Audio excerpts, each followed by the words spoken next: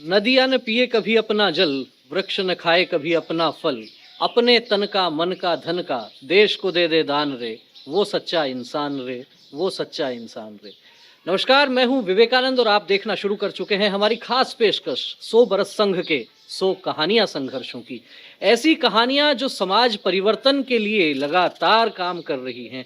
ऐसे व्यक्तित्वों के अनुभव, ऐसे व्यक्तित्वों की कहानियां जिन्होंने संघ की शाखा में संस्कार लेकर, विचार लेकर समाज में काम करना शुरू किया, और जब समाज में काम करना शुरू किया तो एक बड़ा परिवर्तन समाज में देखने को मिला। 100 बरस की संघ की जो अनथक यात्रा है वो संघ की शाखा से प्रारंभ हुई। छोटे छोटे बालकों को स्वयंसेवक बना के, उनको खेल खिला के जिस तरीके से संस्कार देने का काम एक दौर में प्रारंभ हुआ था, वही काम अब बढ़ते बढ़ते न केवल भारत में अपितु पूरे विश्व में अपनी एक खास धमक के साथ लोगों को दिख रहा है। समाज परिवर्तन का एक बहुत बड़ा काम हुआ है। किन लोगों के कारण हुआ है, ऐसे ही लोगों में से एक, ऐसे ही एक विशेष व्यक्तित्व के साथ आज चर्चा करेंगे। हम चर्चा करेंगे आज श्रीमान अशोक कुमार जी शर्मा के साथ। अशोक जी, बहुत बहुत स्वागत है आपका। नमस्कार विवेकानंद जी। श्रीमान अशोक कुमार जी पर्यावरण संरक्षण गतिविधि के प्रांत संयोजक हैं। संघ की प्रेरणा से काम करते हैं, लेकिन काम सीधे सीधे समाज के भीतर है। सबसे पहले जानना आपसे ये चाहेंगे कि जिस तरीके से राष्ट्रीय स्वयंसेवक संघ के लिए ये कहा जाता है कि ये हिंदुओं के संगठन का काम है, शाखा पर आधारित काम है, लेकिन आपके बारे में जो जानकारी है, आप काम करते हैं पर्यावरण को लेकर। तो हिंदू समाज का संगठन करने वाला संगठन अपने कार्यकर्ताओं को पर्यावरण के लिए, या फिर पर्यावरण जैसे ही और अनेक विषय जैसे हैं, सामाजिक समरसता है, कुटुंब प्रबोधन है, इनके लिए कब से भेजने लगा, क्यों भेजने लगा? देखिए, प्रारंभिक काल से जो संघ के संस्थापक थे डॉक्टर हेडगेवार, उनका सपना था कि ये जो भारत कभी सोने की चिड़िया के रूप में विद्यमान था और ये समृद्धशाली देश था, पूरे विश्व को ये मार्गदर्शन करता था, विश्व गुरु के रूप में जाना जाता था। ये हमने नहीं कहा, तो यहाँ जो विदेश से जो लोग आए, हेनसांग आए, फयान आए, ऐसे बहुत सारे यात्री आए, उन्होंने यहाँ अध्ययन किया और पाया कि वास्तव में भारत ही विश्व को दिशा और दशा दे रहा है। लेकिन किसी कारण से कुछ वर्षों में हम उस पुरातन संस्कृति को या हमारे राष्ट्र भाव को विस्मृत हो गए जी। इस कारण से देश गुलाम हुआ। तो डॉक्टर साहब के मन में आया कि हमें वापस इस देश को उसी गौरव पर लेके जाना है। तो कैसे लेके जा सकते हैं? तो यहाँ के व्यक्ति का जो चरित्र था, वो राष्ट्र चरित्र था, वो कहीं न कहीं राष्ट्र का भाव भूल गया है। तो उसमें वापस से राष्ट्र का भाव जगाने के लिए एक काम शुरू किया जाए, और वो 1925 में डॉक्टर साहब ने शाखा के रूप में प्रारंभ किया। जो शाखा के रूप में प्रारंभ किया काम, वो काम फिर गतिविधियों के रूप में आगे बढ़ने लगा। तो ये जो शाखा से गतिविधि तक की यात्रा है, ये आवश्यकता कैसे महसूस हुई? गतिविधि तो प्रारंभ से ही थी। डॉक्टर साहब सेवा का काम भी रामटेक में जाते थे, वहाँ मेले लगते थे, वहाँ स्वयंसेवक जाते थे, पर्यावरण का काम भी करते थे, पेड़ लगाते थे, जल का संरक्षण करते थे। डॉक्टर साहब के जीवन में स्वयंसेवकों को बताया जाता था। संघ के वर्गों में हम देखते हैं बर्तन मिट्टी से मांजने की परंपरा शुरू से ही है। एक दिन बिना स्नान के रहेंगे, ये भी परंपरा शुरू से ही है। और सामाजिक समरसता में एक दिन समाज में जाएंगे, वहाँ भोजन करेंगे, ये परंपरा भी संघ की प्राचीन समय से ही है। हम कुटुंब प्रबोधन की बात करते हैं तो परिवार में भी मिलजुल करके संघ कहता है कि कीर्तन करो, भजन करो, एक बार साथ परिवार में भोजन करो। लेकिन आगे चल कर के 1990 में ये जो विशेष रूप से समाज में इस काम को तेज गति से स्थापित किया जाए, इसके लिए जो संघ में कार्यकर्ता निर्माण हुए, अब वो समाज में जाने चाहिए और वो समाज में जाकर के कार्य करें। क्योंकि जो संघ ने निर्माण किया है, वो कार्यकर्ता अपनी जो दौलत है, अपनी जो एफडी है, और संघ ने जो तपस्या से ऐसे कार्यकर्ताओं का निर्माण किया है, वो समाज के लिए किया है। तो वो समाज में जाए और वहाँ सामाजिक कार्यक्रमों में उनका योगदान हो। तो 1990 से ये गतिविधियां प्रारंभ हुई। उसमें सबसे पहली धर्म जागरण था। अपने वरिष्ठ प्रचारक सोवन सिंह जी, उनके द्वारा ये काम प्रारंभ हुआ। ऐसे ही अलग अलग सामाजिक समरसता है, पर्यावरण की जो गतिविधि है, वो 2019 में ग्वालियर की बैठक में इसकी घोषणा हुई। और उसका मुख्य उद्देश्य था कि वर्तमान समय में किस प्रकार से जो पर्यावरण को क्षति हुई है, पूरा विश्व उससे परेशान है। तो संघ वहाँ वहाँ अपना योगदान देता है जहाँ जहाँ आवश्यकता होती है, चाहे वो उड़ीसा की बाढ़ हो, चाहे चरखी दादरी की घटना हो, कोई भी समाज में आपदा आती है तो संघ अपने तेजस्वी, ओजस्वी, दीर्घवान और अपने ऊर्जावान कार्यकर्ताओं को समाज के लिए देता है। तो पर्यावरण के लिए भी संघ ने राष्ट्रीय संयोजक के रूप में आदरणीय श्री गोपाल जी आर्य, श्रीमान राकेश कुमार जी जैन, ऐसे राष्ट्रीय संयोजक के रूप में उन्होंने कार्यकर्ता को दिए जो आज पूरे देश में पर्यावरण के क्षेत्र में काम कर रहे हैं। संघ की शाखाओं में अक्सर ये घुट्टी दी जाती है, जहां कम वहां हम, जहां आवश्यकता है समाज में, जिस तरह के कार्य के लिए आवश्यकता है, स्वयंसेवक आपको उसी रूप और उसी स्वरूप में दिखते हैं। और ये संस्कार जो है वो संघ की 1 घंटे की जो शाखा होती है उसमें देखने को मिलते हैं। आपसे जानना ये चाहेंगे कि सबसे पहला परिचय जो है संघ का, वो आपका कब हुआ, कैसे हुआ, क्या परिस्थितियां थी, कैसे पहली बार शाखा जाना हुआ? वैसे तो मेरे मामा जी शाखा जाया करते थे, तो मैं छोटा सा ही था, जयपुर में सी स्कीम में, जी, सी स्कीम के अशोक विहार में शाखा लगा करती थी। तो हमको वो छोटे से बचपन में लेकर के जाया करते थे। हम जब 3 साल के थे, 4 साल के थे, शिशु अवस्था में थे। लेकिन फिर हम कॉलेज में आ गए, लेकिन संघ को ज़्यादा नहीं जानते थे। जब हम कॉलेज में आए तो हमारी युवाओं की एक टीम थी, हम शाम को कबड्डी खेला करते थे। वहीं पर ही एक अपने कार्यकर्ता थे बुद्ध सिंह जी, वो हमारे पास वहाँ आए। ब्रह्म देव जी का बौद्धिक था रक्षाबंधन पे, उन्होंने कहा भाई ऐसे अपने समाज के लोग इकट्ठे होंगे, आप लोग भी आओ, एक दूसरे के रक्षा सूत्र बांधेंगे। तो वहाँ हमें जो ब्रह्मदेव जी का जो बौद्धिक था उसमें एक चुंबकीय आकर्षण था। उस बौद्धिक को सुन करके हमारे मन में भाव आया कि वास्तव में संघ कार्य ये अद्भुत कार्य है, ईश्वरीय कार्य है, इसमें हम सबको लगना चाहिए। तो वहीं से ही फिर हम 1997 में पहले बचपन में गए थे जी, यानी, लेकिन बाद में 72-73 के लगभग गए थे। उसके बाद सीधे हम 97 में संघ से। तो परिचय तो बचपन में हो गया था, 3-4 वर्ष की आयु में शाखा जाना शुरू हो गया था, लेकिन विचार जो है वो ब्रह्मदेव जी का जब आपने बौद्धिक सुना, उस समय कॉलेज में पढ़ते होंगे? उस समय फर्स्ट ईयर में पढ़ता था। फर्स्ट ईयर में पढ़ते थे, तो उस समय विचार आपके समझ में आया कि क्या है संघ और किस तरीके से काम करता है। उसके बाद में ऐसा कहा जाता है कि संघ में विचार की परिपक्वता और संघ की कार्यप्रणाली ये समझने के लिए संघ शिक्षा वर्ग होते हैं। आपके संघ शिक्षा वर्ग प्रशिक्षण किस तरह से हुए, कब कब हुए? मेरा पहला प्रशिक्षण वर्ग 1988 में हुआ, प्रथम वर्ष हुआ। 88 में? 88 में। मैं उस समय जानता भी नहीं था, और हमारे गोपाल जी आर्य वो महानगर प्रचारक हुआ करते थे जी। और हम संघ की परिपाटी से बड़े अनभिज्ञ थे। जब कॉलेज में से वहाँ सीधे गए तो वहाँ का भोजन भी अच्छा नहीं लगता था, वहाँ की जैसी दाल सब्जियाँ। तो हम तो वहाँ रेस्टोरेंट हुआ करता था, वहीं से कोई बिस्किट खा करके, कोई ऐसे सामान लेकर के हम हमारा वहाँ पर समय भी बिता रहे थे। भाई हमको लगा भाई कहीं ना कहीं फंस गए, जबरदस्त तरीके से फंस गए और यहाँ से जाना चाहिए। लेकिन गोपाल जी जो हमारे महानगर प्रचारक थे, उनका बड़ा स्नेह आत्मीयता रहती थी। वो हमारे को अलग से ही कुछ भोजन की भी ऐसी व्यवस्था कर देते थे। तो धीरे धीरे उनके आत्मीयता के कारण से हम 20 दिन वर्ग में रहे। प्रारंभ के 10 दिन हमको बड़ा अजीब लगा कि गड़बड़ हुआ है, लेकिन उसके बाद फिर हमारा मन लग गया और फिर आगे के वर्गों में तो हम फिर सामान्य हो गए। 1988 में प्रथम वर्ष हुआ। उस समय आईटीसी नहीं होती थी, प्राथमिक वर्ग नहीं हुआ पहले? उस समय डायरेक्ट ही सीधे प्रथम वर्ष हो जाता था? सीधा प्रथम वर्ष। तो 88 में प्रथम वर्ष हुआ, फिर द्वितीय वर्ष, फिर 90 में द्वितीय वर्ष हो गया मेरा, और तृतीय वर्ष? फिर मैं लगातार शिक्षक रहता था। तृतीय वर्ष में हुआ होगा? 91 से लेकर के लगातार शिक्षक रहा, लेकिन फिर बीच में 95 में नियम हो गया कि द्वितीय वर्ष वाले शिक्षक नहीं रहेंगे। अच्छा। तो फिर मैंने 98 में, इसलिए मैं तृतीय वर्ष में गया कि अब मुझे लगातार शिक्षक रहना है। इसलिए मैंने 98 में तृतीय वर्ष किया। अच्छा। फिर लगातार शिक्षक रहा। फिर 2001, 2, 3 में मैं द्वितीय वर्ष में शिक्षक रहा। फिर मेरे को 2004 में तृतीय वर्ष में शिक्षक जाने का अवसर मिला, 4 साल लगातार। तो ये मेरा सौभाग्य है कि मैं जहाँ से मैंने 98 में तृतीय वर्ष किया जी, फिर एक सपना था कि यहाँ हम शिक्षक बन करके भी आए, क्योंकि ये तो वर्ल्ड यूनिवर्सिटी है जी। जहाँ पर पूरे विश्व के लोग शिक्षण करने के लिए आते हैं। तो कम से कम हम उस वर्ल्ड यूनिवर्सिटी के तो प्रोफेसर बने जीवन में, तो वो भी मुझे 4 साल वहाँ नियुक्त का शिक्षक बनने का अवसर मिला। और उसके बाद मुख्य शिक्षक बनने का अवसर मिला प्रथम वर्ष में।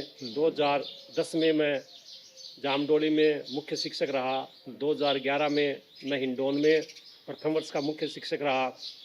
फिर 2012 में द्वितीय वर्ष में सह मुख्य शिक्षक रहा चित्तौड़ में।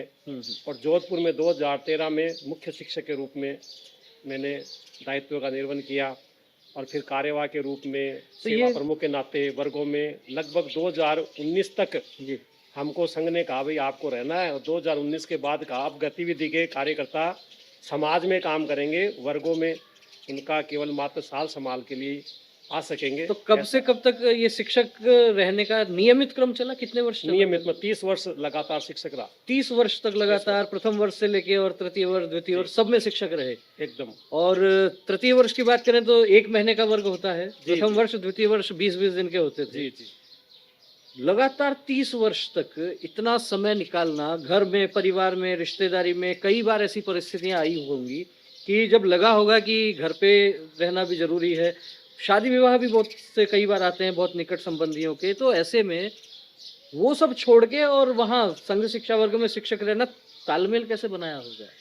संघ के प्रचारकों का जीवन साक्षात देखते थे, कोई बौद्धिक सुनने की आवश्यकता ही नहीं रहती थी। जिनके एक पुत्र है वो संघ का प्रचारक है और वो उनके माता पिता अपना जीवन व्यतीत कर रहे हैं, तो वहाँ हम कहानियाँ भी सुनते थे। चंद्रशेखर आज़ाद की भी कहानियाँ प्रचारकों के द्वारा सुनते ही थे कि चंद्रशेखर आज़ाद एक काकोरी कांड हुआ और वहाँ पे कुछ धन का लूट वगैरह हुई थी ट्रेन से। तो उनके दोस्तों ने कहा भाई चंद्रशेखर की माँ गरीब है तो हम थोड़ी मदद कर देते हैं। तो चंद्रशेखर ने कहा मेरी माँ की चिंता करने की आवश्यकता नहीं है, यदि मेरी माँ की कोई ऐसी आवश्यकता लगी तो मेरी गोली एक पर्याप्त है। तो कहने का मतलब राष्ट्र का जो भाव था वो किस प्रकार का था। भगत सिंह की कथा सुनते थे हैं, तो ऐसे हमारे मन में आया कि भाई राष्ट्र इन्होंने तो अपना पूरा जीवन दे दिया, तो हम तो केवल मात्र 30 दिन देते हैं, 20 दिन दे देते हैं। इससे फिर हमारे जो साथी कार्यकर्ता साथ में वर्गों में आते थे उनसे भी हम प्रेरणा लेते थे। वो डॉक्टर होते थे, कोई इंजीनियर होता था, कोई फैक्ट्री का मालिक होता था, तो वो बताते थे कि हम ऐसे समझ रहे हैं कि हम यमलोक चले गए। हमारे जाने के बाद भी तो कोई न कोई हमारे बच्चों को संभालेगा, हमारे जाने के बाद भी तो हमारी पत्नी को कोई संभालेगा, हमारे जाने के बाद भी तो हमारे माता पिता को संभालेगा। सांसों का क्या भरोसा, रुक जाए चलते चलते। तो ये सांस इस धरती माता की सेवा करते करते ही जाए तो ये मनुष्य योनि की सार्थकता है। नहीं तो हमारे में पशु में कोई अंतर ही नहीं है, क्योंकि पशु भी 24 घंटे अपने आनंद के लिए, अपने बच्चों के लिए, अपने मकान के लिए, अपने आवास के लिए, अपनी सुरक्षा के लिए लगा रहता है। तो कहीं न कहीं हमको मनुष्य योनि मिली है तो परमात्मा का आशीर्वाद है। इसलिए परमात्मा नर सेवा नारायण सेवा, ये डॉक्टर साहब का अपना एक ध्येय वाक्य था कि नर सेवा ही नारायण सेवा है। तो हम इस मनुष्य योनि में आकर के नर सेवा कैसे कर सकते हैं? तो संघ इसके लिए एक सर्वश्रेष्ठ प्लेटफॉर्म है। और यहाँ पर देव दुर्लभ टोली है जो एक ही भाव के लिए लगी रहती है, कोई जातिवाद नहीं होता। हम संघ में 50 वर्ष से जा रहे हैं, लेकिन हमारे से कभी किसी कार्यकर्ता ने ये नहीं पूछा कि भाई आप किस जाति के हो। क्योंकि डॉक्टर साहब का भी उदाहरण आता है कि पुणे के वर्ग में थे, गांधी जी आए थे, उनसे पूछा भाई आप क्या क्या सरनेम है, तो उन्होंने कहा हम सब भारत माता के पुत्र हैं। तो बाकी इस जगह हम जाते हैं संगठनों में, वहाँ बात तो करते हैं वो जातिवाद मिटना चाहिए, हिंदुत्व होना चाहिए, लेकिन हम जब जैसे ही कोई कार्यक्रम करते हैं तो वहाँ उनके वो बीमारी, वो छुआछूत उनमें रहती है। लेकिन संघ के कार्यकर्ताओं में ये भाव दूर दूर तक हमने कभी नहीं देखा। निश्चित रूप से संघ के कार्यक्रमों में एक सुभाषित भी सुनने को मिलता है, हिंदवः सोदरा सर्वे न हिंदू पतितो भवेत्, मम दीक्षा हिंदू रक्षा मम मंत्र समानता। समानता का जो भाव है वो संघ के कार्यक्रमों में देखा जाता है। और सभी इस भूमि के पुत्र हैं, भूमि को माता कहा है, माता भूमि पुत्रो अहम पृथिव्या, यानी हम सब सहोदर भाई हैं। इस तरह का भाव, इस तरह के संस्कार संघ की शाखाओं में, संघ के कार्यक्रमों में दिए जाते हैं। जब अभी हम बात कर रहे थे कि 30 वर्ष तक लगातार आप शिक्षक रहे, आपने जो बातें बताई स्वयं के लिए तो बात समझ में आती है कि आप लगातार मोटिवेट होते रहते थे, लगातार आपको प्रेरणा मिलती थी संघ के प्रचारकों को देख के, वरिष्ठ कार्यकर्ताओं को देख के। और दर्शन की बात करें तो वो भी बात आपने कह दी कि जब आप इस दुनिया में नहीं रहेंगे तो भी दुनिया ऐसे ही चलने वाली है। तब घर परिवार को, मकान को, दुकान को, विद्यालय को कोई न कोई संभालेगा। जी ये एकदम दर्शन की, हम कहें कि एकदम उच्चतम स्तर की बात हो गई, वैराग्य की सी बात हो गई, विरक्ति का सा भाव है। स्वयं की कठोरता के लिए तो ये बात ठीक है, ये विचार मन में लेके आप निरंतर 30 वर्ष तक संघ शिक्षा वर्गों में जाते रहे। लेकिन परिवार में अन्य लोग भी रहते हैं, उनकी भी अपनी आकांक्षाएं होती हैं, उनके भी अपने तर्क होते हैं। वो जब तर्क चलते थे तो क्या घर में सामान्य रूप से एक सहमति होती थी कि ठीक है, आप 12 महीने में से 1 महीने कोई दिक्कत नहीं है, जाइए संघ के लिए, या फिर घर परिवार की जो व्यवस्थाएं हैं उनको संभालने में तकलीफ होती थी, उसको लेके किस तरह आप मैनेज कर पाते थे? क्या तनाव रहता था या सहर्ष स्वीकृति आपको मिल जाती थी?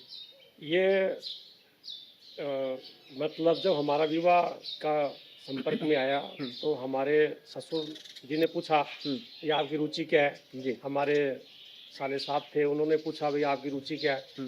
हमने कहा भाई हमारी सबसे पहली रुचि है शाखा जाना, और शाखा के बीच में हम कोई बैरिकेड पसंद नहीं करेंगे। और फिर मेरा जिस घर में विवाह हुआ वहाँ मैं सबसे पहले वहाँ गया जिस रूम में, तो वहाँ महाराणा प्रताप और शिवाजी का चित्र था। जी।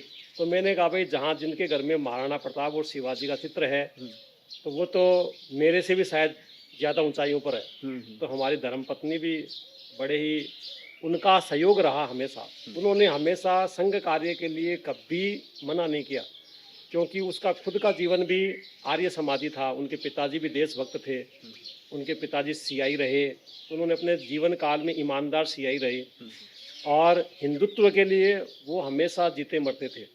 मेरे से ज़्यादा उनमें हिंदुत्व का भाव था। तो मैं जब संघ की शाखा में जाता तो वो बड़े प्रसन्न होते थे, और उन्होंने मेरा विवाह भी शायद इसीलिए स्वीकार किया होगा कि ये संघ में जाता है तो इसका चरित्र बहुत अच्छा होगा, जैसा बोलता होगा वैसे करता होगा, राष्ट्रभक्ति की भावना से ओतप्रोत होता। फिर भी लेकिन एक पिता तो पिता ही होता है। जब 1989 में कार सेवा का नंबर आया जी। तो उन्होंने मुझे बुलाया कि भाई आप मत जाओ, बाकी लोग जा रहे हैं, आप यहीं से ही काम करो। अब आपकी सगाई हो रही है तो आपको थोड़ी सी चिंता करनी चाहिए, बाद में चले जाना। मैंने कहा देखो पहला मेरा विवाह आरएसएस से हुआ है, इसलिए पहला कार्य संघ मुझे जो कहेगा पहले मैं उसको एक प्रकार से मान्यता दूंगा। ये भगत सिंह वाली सी बात हो गई। पहला विवाह संघ से हुआ है। संघ से हुआ है। और फिर मैं आप जो मेरी धर्मपत्नी है, वास्तविकता तो ये है कि हमारे जो साथी टोली थी वो कभी ऐसा फीलिंग ही नहीं आने देती थी कि मैं यहाँ नहीं हूँ। यहाँ तक कि पीछे से मकान बना तो मैं कभी रहा नहीं। हमारे जो प्रचारक हुआ करते थे, उसके बाद में गोपाल जी के बाद भारत जी भी आए, उनका भी बहुत अगाध प्रेम रहता था, पूरे घर बार की चिंता करते थे। हम जाते थे तो पीछे से कार्यकर्ताओं को लगाते थे, सब्जी लाने के लिए, सामान लाने के लिए, बच्चों को कोई स्कूल छोड़ना है, बच्चों को कोई हारी बीमारी है तो उसकी साल संभाल करना है। तो घर वालों को ऐसा लगता था कि यदि ये रहते हैं तो केवल ये अकेले ही काम करते हैं, अभी इनके नहीं रहने से 40 लोग हमारी पूछताछ करते हैं। तो उनको भी लगता था कि नहीं, ये संघ है ना, एक पारिवारिक संगठन है और यहाँ कार्यकर्ता की पूरी साल संभाल होती है। मेरे पिताजी के हार्ट अटैक आया था, मुझे ध्यान आता है कि वहाँ पे 100 कार्यकर्ता एसएमएस पर आ गए थे। मैं तो चुपचाप बैठ गया, कोई ब्लड के लिए जा रहा है, कोई, मुझे पता ही नहीं चला कि 5 पैसे कहाँ लगे। फिर अंत में जाके मैंने पूछा भाई वो कुछ पैसे लगे होंगे किसी के जेब से, बहुत ज़बरदस्ती मैंने करी, तो फिर किसी ने ऐसे बताया। तो हमारा परिवार कांग्रेसी परिवार था वैसे। हमारे ननियाल परिवार तो हमारा मतलब जनसंघ का था। अच्छा। लेकिन हमारे पिताजी का परिवार शुरू से कांग्रेस था। हमारे बड़े भाई साहब भी कांग्रेसी थे। अच्छा। और कांग्रेस से उन्होंने कॉलेज में चुनाव लड़ा था। उनका हमेशा हमारा डिस्प्यूट हुआ करता था। अच्छा। झगड़ा घर में रहता था, वैचारिक रूप से चर्चा होती होगी। चर्चा होती थी और वो बोलते भी थे भाई तुम जो तुम्हारा अलग बना लो, और तुम क्या है सेट नहीं हो सकते, तुम्हारा विचार भी अलग है, लड़ाई झगड़े करने वाले हो। क्योंकि उस समय यहाँ कांग्रेस माइंडेड लोगों था, भूमाफिया पूरे एकदम जिसको कहना चाहिए। तो यहाँ आए दिन ही संघर्ष होते थे। तो आप तो नियुद्ध के शिक्षक भी रहे हैं लंबे समय तक, तो वो जो नियुद्ध संघ की शाखाओं में आपने सीखा और सिखाया, उसका कभी समाज में प्रयोग करने की आवश्यकता पड़ी? रोजाना ही प्रैक्टिकल होता था, रोजाना ही होता था। उसके 10-15 केस मेरे पे लगे हुए हैं। क्या क्या परिस्थितियां होती थी, किस कारण से होते थे परिस्थितियाँ लड़ाई ऐसी झगड़े? होती थी, संघ स्थान होता था, वहाँ भूमाफिया उसको कब्जा करना चाहते थे, हम वहाँ पे संघ स्थान करते थे, तो वो वहाँ पर लड़ाई दंगे के लिए आते थे। तो स्वाभाविक रूप से फिर लड़ाई होती थी, पिटाई होती थी उनकी, फिर वो केस वगैरह होते थे। फिर हम भी केस कराते थे, देखो भाई ये इन्होंने यहाँ गेट निकाल रखा है, इन्होंने यहाँ कचरा फेंकते हैं, हाँ। ये सार्वजनिक पार्क है, इस पर ये कब्जा करना चाहते हैं, तो हमारे ऐसे एफआईआर भी दर्ज होती थी, फिर उसको हम केस भी लड़ते थे। फिर सौभाग्य से हम एजुकेशन लाइन के हैं, तो मैं इन केस की इस केस चलते रहे आराम से, तो जो पीपी के बच्चे होते थे, आपके एडवोकेट के बच्चे होते थे, उनको फ्री पढ़ाता था कि भाई तुम ये केस मेरा लड़ते रहो, मैं तुम्हारे बच्चों को पढ़ाऊंगा। तो ऐसे संघर्ष में आए दिन कोर्ट में जाना होता था, आए दिन थाने में जाना होता था। हमारे बड़े भाई साहब कहते थे भाई तुम उधर जाओ, ये लड़ाई झगड़ा करना अच्छी बात नहीं है, लेकिन हम कहते थे कि भाई हम अन्याय सहन नहीं करेंगे। राणा सांगा का इतिहास देखते थे तो उनकी पत्नी कहा करती थी भाई तुम्हारे झगड़े बहुत होते हैं, तो राणा सांगा कहा करते थे कि बहादुरों के झगड़े होते हैं, कायरों के नहीं होते हैं। कायर तो क्या करता है, यदि किसी ने अन्याय कर रहा है तो वो नीची गर्दन करके चला जाएगा, वो विरोध करेगा ही नहीं।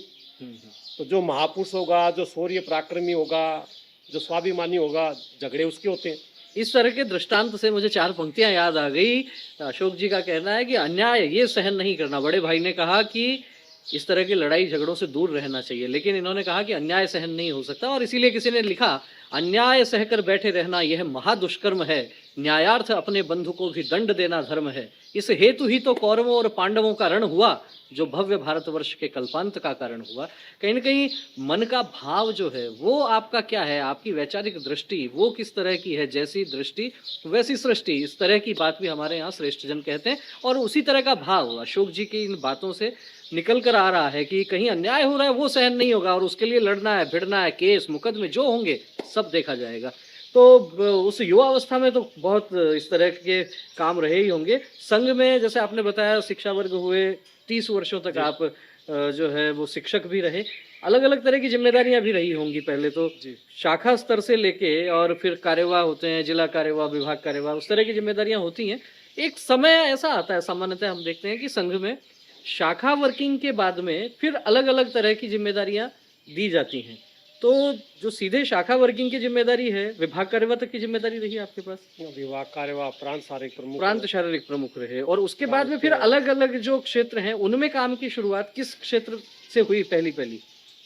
इसके लिए हमारे जो प्रांत प्रचारक फिर शैलेंद्र जी भी रहे जी, सिविल हरी जी भी हमारे मार्गदर्शन के रूप में रहे, मूलचंद जी भाई साहब है, प्रकाश जी भाई साहब है, और शैलेंद्र जी तो हमेशा यही कहा करते थे कि भाई अशोक जी को कोई भी काम दे दो, जो भी काम दे दो, उसी में वो उसको अपना आत्मसात करके उस कार्यक्रम को करते हैं। मेरे जी में मैं मुख्य शिक्षक भी रहा, कार्यवाह भी रहा, मंडल भी रहा, फिर शारीरिक प्रमुख भी रहा, फिर भाग कार्यवाह भी रहा, नगर कार्यवाह, विभाग कार्यवाह, और सबसे पहला विभाग बना था सांगा ने, तो उसका मैं सबसे पहला विभाग कार्यवाह रहने का मुझे अवसर मिला।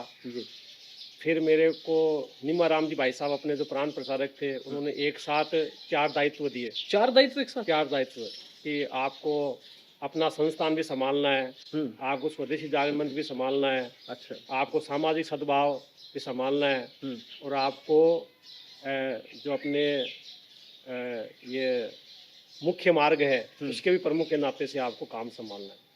तो मैंने कहा भाई साहब मैं 4 काम कैसे कर पाऊंगा? उन्होंने कहा आपका सामर्थ्य है तभी तो हम आपको काम दे रहे हैं, और उस काम को करके दिखाना ये तो संघ के कार्यकर्ता की कसौटी होती है।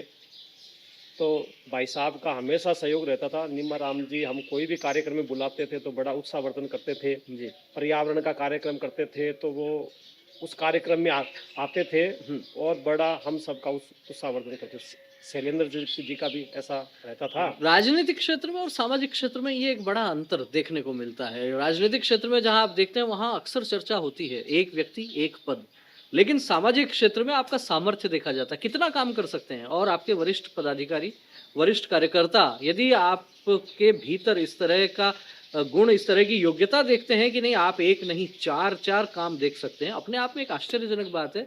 सामान्यतः एक व्यक्ति को एक जिम्मेदारी दी जाती है, उसका भी वो ठीक प्रकार से निर्वहन कर पाता है या नहीं कर पाता है, लेकिन कोई व्यक्ति चार चार जिम्मेदारियां एक साथ लेके और उनका उचित प्रकार से निर्वहन करे, अपने आप में बहुत विचित्र सी बात लगती है। बहुत समय लगता होगा फिर तो।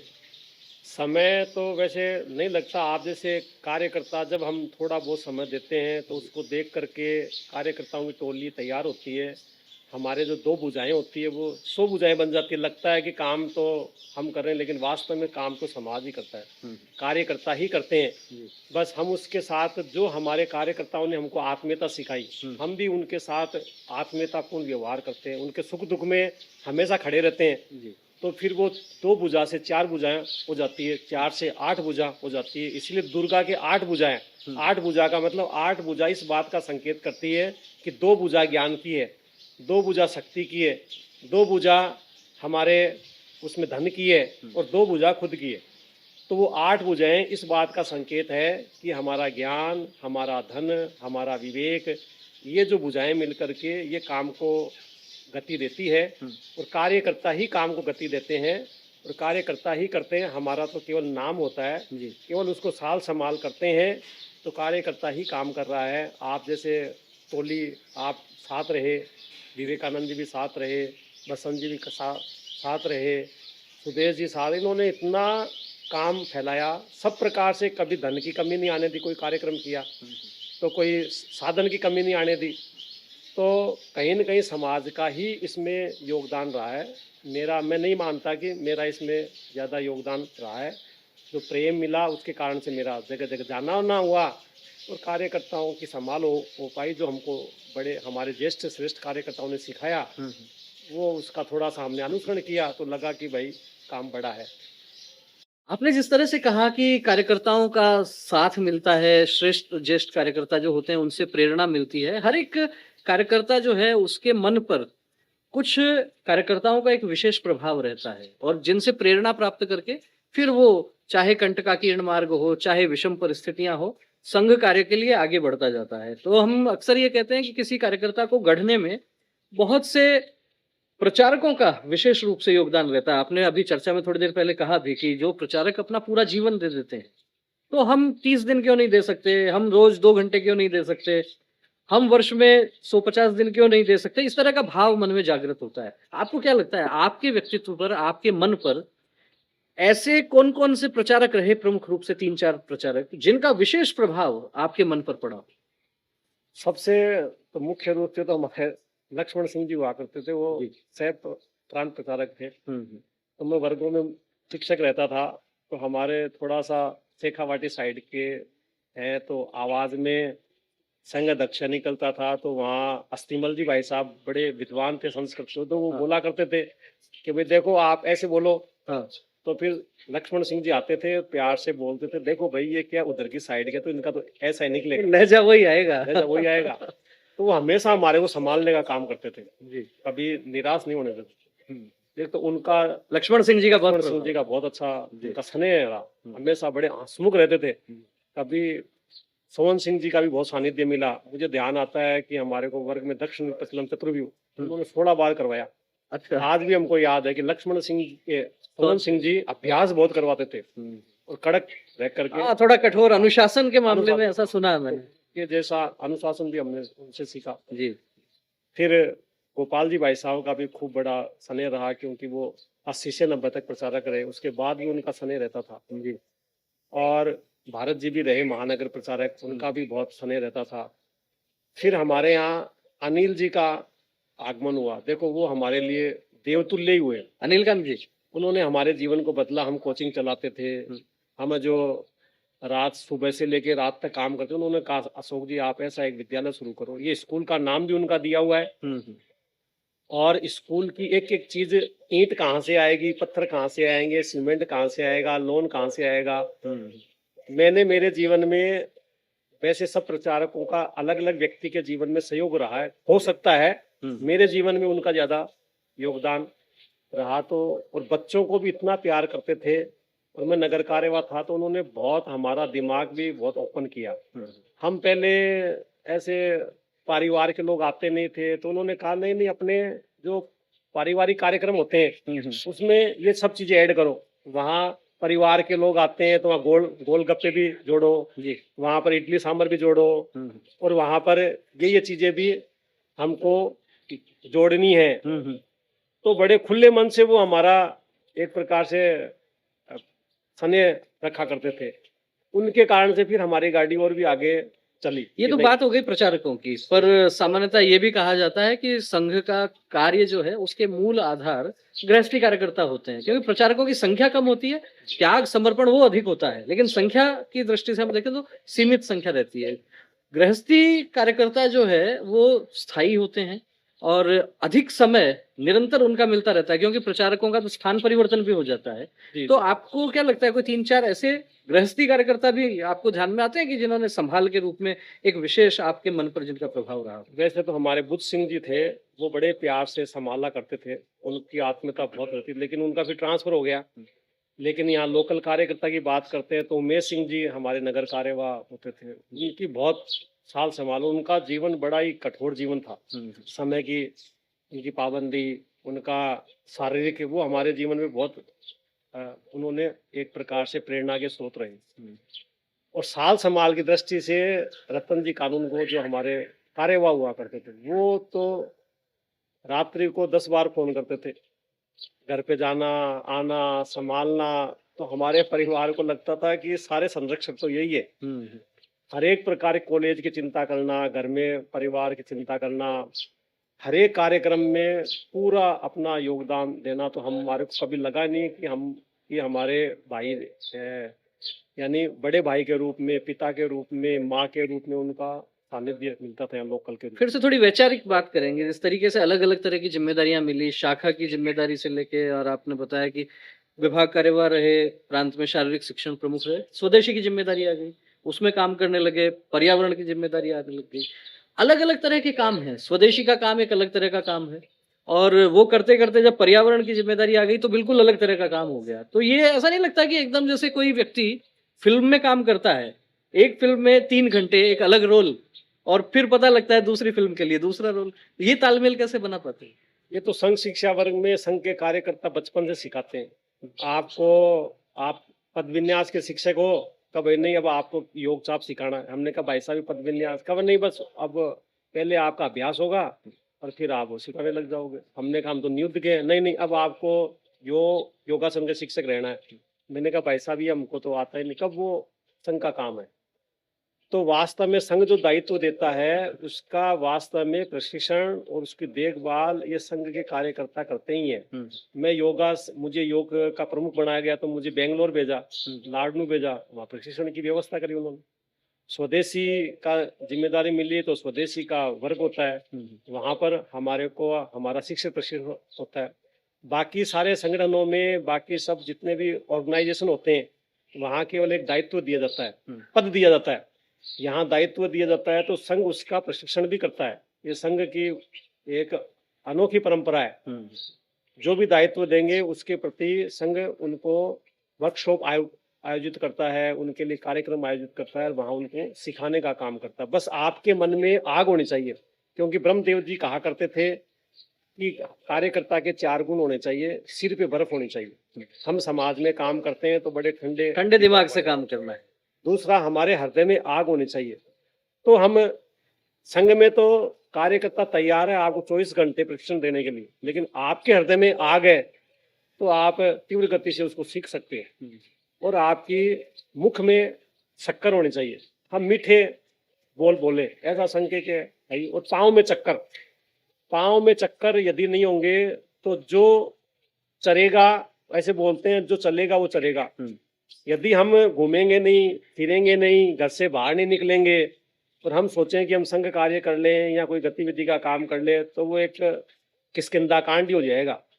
और यदि हमको सुंदरकांड करना है तो हमको विचार भी सुनना है, क्रियान्वयन भी करना है। क्योंकि सुंदरकांड में वर्णन आता है, पूरे रखवारे देख बहु कपि मन कीन विचार, अति लघु रूप धर्यो निसी नगर करो पैसा। सुंदरकांड में विचार भी होता है और क्रियान्वयन भी होता है। लंका कांड में केवल क्रिया होती है, विचार नहीं होता है। वहां जो रावण होता है वो बोलता है आपके नर बानर कपि भालू आहार हमारा, वो तो सब हम खा जाएंगे। तो उनका बेटा प्रस्थ बोलता है कि पिताजी पहले तो एक हनुमान आया था, उसको तो अपन ने कितना खा लिया। फिर वो अंगद आया था, वो यहाँ पर आपको पता ही है, आप उसका पाँव भी नहीं उठा पाए। तो हमको संघ क्या करता है, विचार भी देता है और क्रियान्वयन भी करता है। संघ की हर एक बैठक में कार्यकर्ता से पूछा जाता है कि बताइए भाई आप क्या कर रहे हो, चाहिए नहीं आप क्या कर रहे हो ये बताओ, और आप क्या करेंगे बताओ। तो संघ में ये बीजारोपण इसी चीज का होता है, विचार और क्रियावन, विचार और क्रियावन। एक बहुत ही ये खूबसूरत बात है, बहुत ही अलग तरह की बात है कि केवल बात ये नहीं होती कि क्या होना चाहिए, आप स्वयं क्या कर रहे हैं। यदि व्यवस्था परिवर्तन है, समाज परिवर्तन है, सकारात्मक परिवर्तन लाने हैं, तो वो केवल बातों से और भाषणों से नहीं आएंगे। उसके लिए कार्यकर्ता क्या कर रहा है और खुद का उदाहरण व्यक्ति सामने रखता है। चाहे पर्यावरण की बात है तो आपको शुरुआत अपने घर से करनी पड़ेगी। आप चाहे जितने अच्छे वक्ता होंगे, लेकिन केवल भाषण देने से बात नहीं होगी और आपके भाषण में वजन भी नहीं आएगा। आपकी भाषण में, आपकी वाणी में प्रभाव तब आएगा जब उस तरह का जीवन आप स्वयं जी रहे होंगे। जब जीवन की हम बात करते हैं तो क्या लगता है, आप खुद का आकलन करते हैं, यदि संघ की शाखा में नहीं गए होते, संघ के साथ नहीं जुड़े होते, तो कैसा होता जीवन? देखो हम संघ की शाखा में नहीं गए होते तो शायद बदमाश बनते क्योंकि हम हमारे भाई साहब लेक्चरर थे, तो कॉलेज में उनका राजपूत छात्रावास, जाट छात्रावास, ऐसे लोगों का आशीर्वाद रहता था। कोई भी पीट करके आ जाओ तो उनका आशीर्वाद रहता था। तो शायद हम संघ की शाखा में नहीं जाते तो हमारा जीवन ही नरक बना होता। वास्तव में जो ये संघ नहीं ही हमारा जो जीवन है, जो हम वर्तमान समय में, चाहे शरीर का शारीरिक विकास हो, चाहे मानसिक विकार हो, चाहे आध्यात्मिक विकास हो, चाहे आर्थिक विकास हो, ये सारे विकास, सर्वांगीण विकास जो है वो संघ की ही पुण्याई है, संघ के कारण से ही है और संघ के द्वारा ही है। और हम तो सब कुछ जो इसमें योगदान मानते हैं उसमें पूरा संघ के कार्यकर्ताओं का, संघ के प्रचारकों का और संघ के विचार का, डॉक्टर हेडगेवार का, गुरुजी का। मैं तो कहीं जाता हूँ तो सबसे पहले गुरुजी की समाधि और डॉक्टर साहब की समाधि को मेरे मन मस्तिष्क में करके जाता हूँ कि मैं वहां जा रहा हूँ तो बोलने वाले आप हो, मैं नहीं बोल रहा हूँ। तो कहीं न कहीं उनकी वाणी ही बोल रही होती है, मैं नहीं बोल रहा होता। संघ का शताब्दी वर्ष चल रहा है, लगभग 5 दशक से आप भी संघ से जुड़े हुए हैं। काफी कुछ परिवर्तन आ गए। गणवेश का परिवर्तन तो लोगों को दिखता है कि एक समय नेकर हुआ करता था, पैंट हो गया, गतिविधियां शुरू हो गई हैं। आपको क्या लगता है इन 5 दशकों में क्या कुछ परिवर्तन कुछ नजर आता है कार्य पद्धति में? मुझे तो कार्य पद्धति में और संघ की जो शैली है उसमें वो ही डॉक्टर साहब ने जो दिया था वो ही आज है। ठीक है, गणवेश एक ऊपर का अंग है, एक्सटीरियर पार्ट अलग होता है, इंटीरियर अलग होता है। आत्मा तो वही है अभी भी। आत्मा, अंदर का मटेरियल वही है। वो ही संघ का कार्यकर्ता, वही बैठक लेना, वही कितने लोग आए, कितने अपेक्षित है, कितने उपस्थित हैं, कुल कितने आने थे, अच्छा उनसे बातचीत हुई क्या, क्यों नहीं आए, वो ही सारे संगठनों में जो डॉक्टर साहब ने बनाए थे उसमें जो प्रारंभिक काल से चल रहा है वही आज चल रहा। शुद्ध सात्विक प्रेम अपने कार्य का आधार है। ये भाव प्रारंभ में भी था और आज भी कोई भी बौद्धिक होता है, चाहे वो सर कार्यवाजी का होता है, चाहे परम पुण्य सरसंघ चालक जी का होता है, तो वो उसका प्रारंभ और अंत शुद्ध सात्विक प्रेम अपने कार्य का आधार ये है। बहुत बड़ी बात है अपने आप में। शुद्ध सात्विक प्रेम अपने कार्य का आधार है। ये केवल बोलने की, गाने की बात नहीं है। इस भाव को लोगों ने अपने मन में जिया है और वर्षानुवर्षों तक जिया है। एक नहीं, लाखों स्वयंसेवकों ने जिया है।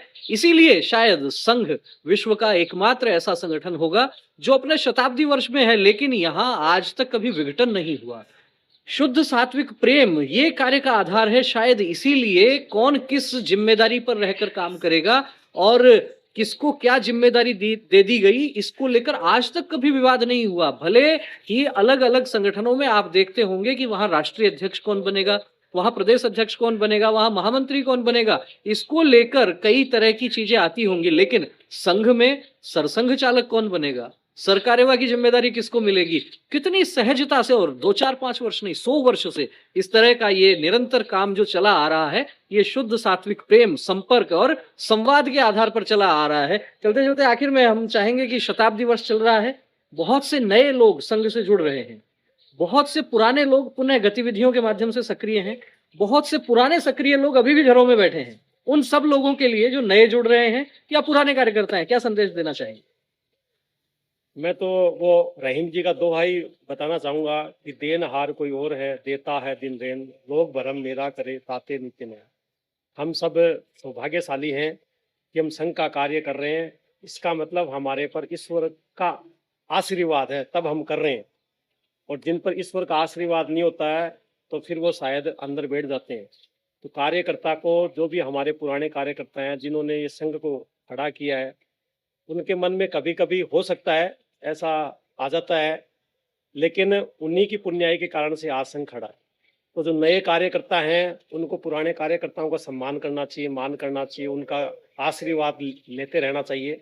और जो पुराने कार्यकर्ता हैं, यदि कोई नए कार्यकर्ताओं में कोई कमी आती है तो उनको ये महसूस करना चाहिए कि ये मैंने कहीं ना कहीं गलती करी है, क्योंकि निर्माण तो मेरे द्वारा था। तो वो कोई गलती हुई है तो मेरे से हुई है, तो मुझे और उसको अगले जन्म में या इस जन्म में सुधारना है। इस प्रकार का भाव लेकर के हम काम करेंगे। तो जो डॉक्टर साहब ने हमको एक संदेश दिया कि हम हिंदू राष्ट्र मानव पशु तरु गिरी सरिता में एक ब्रह्म को पहचाना, आज हम पूरे विश्व में देख रहे हैं कि जो परिवर्तन दिख रहा है वो शायद 5000 वर्षों में कभी नहीं हुआ। वो संघ की शाखा से स्थापित व्यक्ति ने किया है।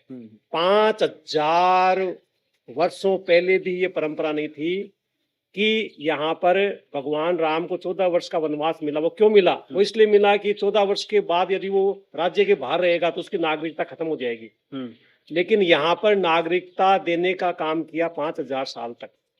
पहली बार संघ की शाखा से बना हुआ स्वयंसेवक, उसने कहा कि यहाँ जो यहाँ का नागरिक नहीं है, जो यहाँ का भारत को अपनी माँ नहीं मानता, उसको हम एंट्री नहीं देंगे। और जो इसको भारत को माँ नहीं मानता हो, यदि वो यहाँ रह रहा है तो उसका डिपोर्ट करेंगे। ऐसा 5000 साल के इतिहास में नहीं हुआ। यहाँ डच आए, हूण आए, कुषाण आए, फ्रांसीसी आए, लेकिन उनको कभी पाबंदी नहीं लगाई किसी राजाओं ने। पहली बार ऐसे राजा हुए कि हमारे देश में हमारे व्यक्ति रहेंगे, हमारे देश को सम्मान करने वाले रहेंगे, इसको जो माँ मानता है वो रहेंगे, लेकिन यहाँ के मालिक नहीं बनेंगे। कभी कुछ लोग कहते हैं कि साहब मेरे यहाँ जो किराएदार हो, प्यार से रहो, पानी का यूज करो, पेड़ का यूज सब करो, लेकिन तुम इस मकान के मालिक नहीं बन सकते। तो ये सब भी विषय जो है वो संघ के संस्कारों के कारण इतना बड़ा, वो संस्कारों के कारण से ही वास्तव में यह, और यही संस्कार यदि हर एक नागरिक में चला जाता है तो भारत वैसा ही वापस उस विश्व गुरु सिंहासन के ऊपर जो हम गीत गाते हैं वो गीत सार्थक होता हुआ देख रहे हैं और उसको हम देखेंगे। गीत की 2 पंक्तियां आप सुना सकते हैं। वो अपने जैसे सत विश्व गुरु सिंहासन ऊपर सोवे है माँ भारती, तो ऐसा एक गीत था। अशोक जी, आपने चर्चा की, हमारे से बहुत समय दिया, नए पुराने आपने अनुभव हमारे साथ साझा किए, बहुत बहुत धन्यवाद। और निश्चित रूप से हम समझ सकते हैं कि संघ के कार्यकर्ता मन में यही भाव रखते हैं कि राष्ट्र प्रथम का भाव लेकर, और साथ ही साथ जो अभी चर्चा में बात आई, मन में भाव किस तरह का रहना चाहिए। हम धन्य हैं इस जगजननी की सेवा का अवसर है पाया, इसकी माटी वायु जल से दुर्लभ जीवन है विकसाया।